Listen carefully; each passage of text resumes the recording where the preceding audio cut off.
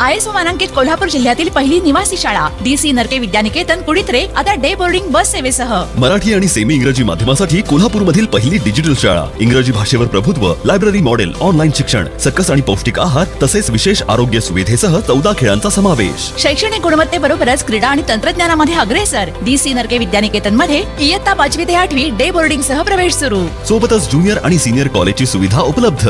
संपर्क 0231 2444 261. सावत्र अल्पवयीन मुलीवर दत्तात्रय गोरे यानं 2013 पासून वारंवार लैंगिक अत्याचार केले होते. याबाबत राधानगरी पोलीस ठाण्यात गोरे याच्या विरोधात 2019 मध्ये गुन्हा दाखल झाला होता. या खटल्याची सुनावणी प्रमुख जिल्हा आणि सत्र न्यायाधीश श्रीमती कविता बी अग्रवाल यांच्या न्यायालयात झाली.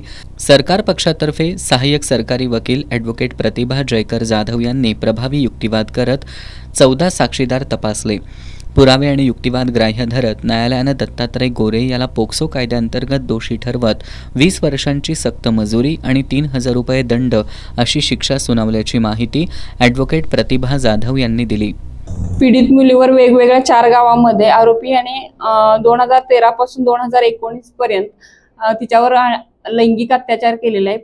पीडित मुलगी ही अल्पवयीन असताना सुद्धा तिच्यावर अतिशय क्रूरपणे तिच्यावर अत्याचार केलेला आहे आणि तो तिचा सावत्र वडील आहे. आणि त्या अनुषंगाने फिर्यादीने राधानगरी पोलीस स्टेशनला फिर्याद दिल्यानंतर आरोपीवर गुन्हा दाखल झाल्यानंतर सरकारतर्फे एकूण 14 साक्षीदार तपासण्यात आलेले आहेत आणि त्या 14 साक्षीदारांचे साक्षी तसेच वरिष्ठ न्यायालयाचे न्यायनिवाडे व माझा युक्तिवाद ग्राह्य मानून मेहरबान कोर्ट प्रमुख जिल्हा न्यायाधीश अग्रवाल मॅडम सो यांनी सदर आरोपीस 20 वर्षाची शिक्षा व 3,000 रुपये दंड सुनावण्यात आलेला आहे.